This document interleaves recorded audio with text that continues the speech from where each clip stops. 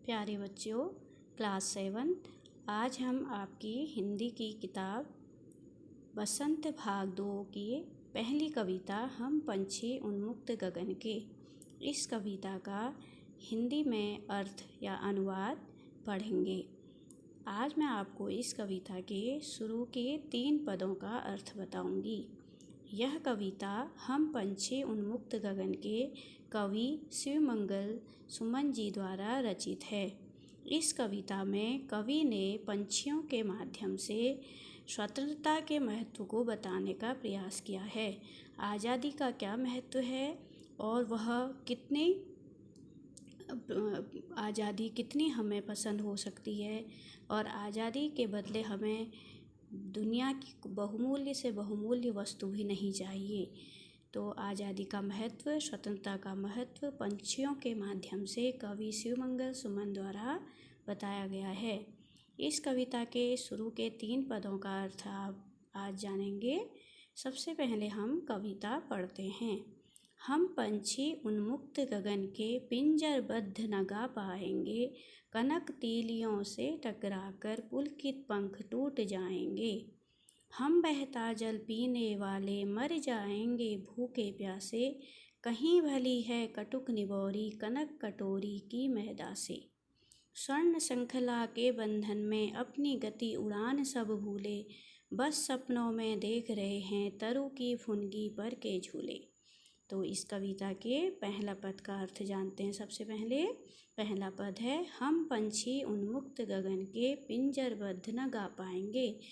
कवि का तात्पर्य है, कवि पंछियों के माध्यम से ये कहना चाहते हैं कि पंछी ये कह रहे हैं कि हम पंछी उन्मुक्त गगन के यानी कि हम स्वतंत्र आकाश में उड़ने वाले पंछी हैं।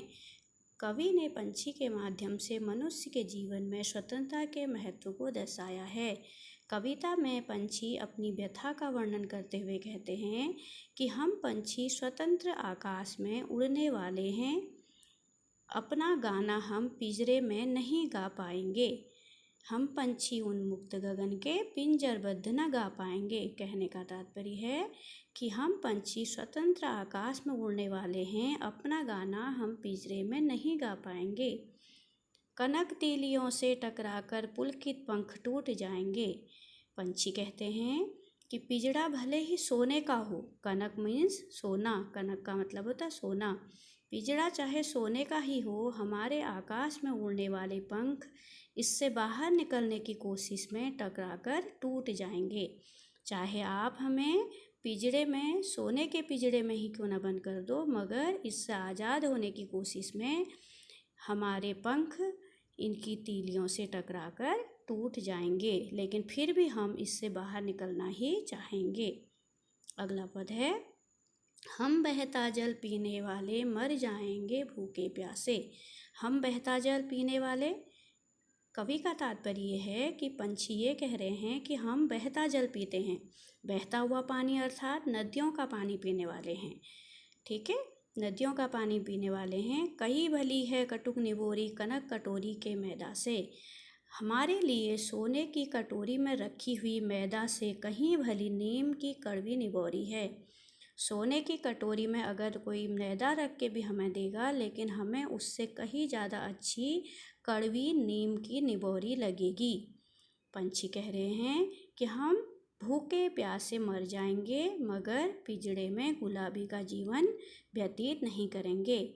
हमें क्या पसंद है? हमें भूखे प्यासे मर जाना पसंद है, लेकिन पिंजरे में गुलामी का जीवन पसंद नहीं है। अगला पद है, स्वर्ण श्रृंखला के बंधन में अपनी गति उड़ान सब भूले, बस सपनों में देख रहे हैं तरु की फुनगी पर के झूले। पंछी कह रहे हैं कि हमें सोने के पिंजरे में बंद कर दिया गया है, स्वर्ण श्रृंखला के बंधन में, यानी कि हमें सोने के पिंजरे के बंधन में डाल दिया गया है, जिसके कारण हम अपनी गति और उड़ान भूल गए हैं। हमें याद नहीं है कि हम कैसे परवाज़ भर के ऊंचा ऊंचा उड़ते थे और ऊंचे आसमान तक उड़ान भरते थे। बस सपनों में देख रहे हैं तरु की फुनगी पर के झूले। यहाँ पर पंछी कह रहे हैं कि हम अब सिर्फ सपने में ही देखते हैं कि हम पेड़ों की ऊंची डालियों में झूला झूल रहे हैं। अब केवल सपनों में ही हमें यह देखने को मिलता है कि हम पेड़ों की ऊंची डालियों में झूला झूल रहे हैं। ठीक है, तो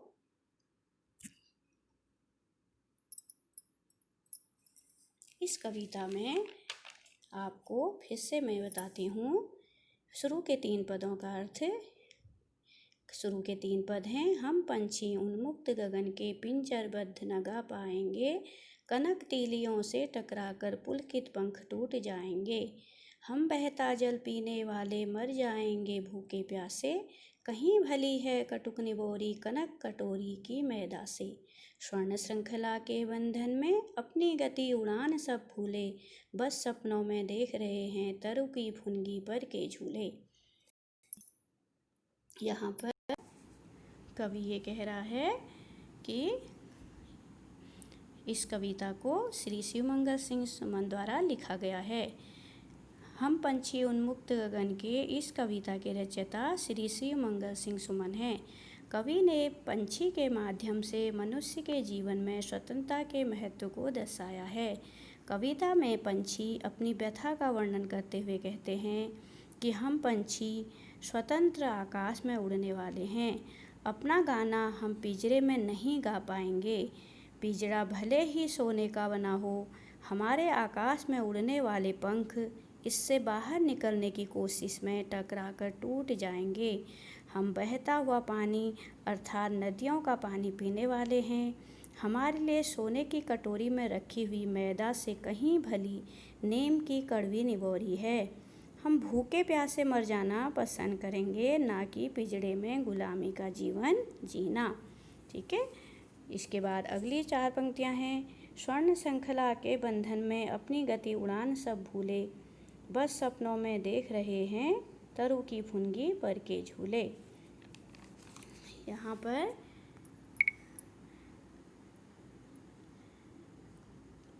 पंछी कहते हैं कि हमें सोने के पिंजरे में बंद कर दिया गया है, इससे हम गति उड़ान सब भूल गए हैं। सपने में हम देखते हैं कि पेड़ों की ऊंची डालियों में हम झूल रहे हैं, ऐसा हम केवल सपनों में ही देख रहे हैं। इससे आगे की 3 पदों का अर्थ मैं आपको अगले लेक्चर में बताऊंगी।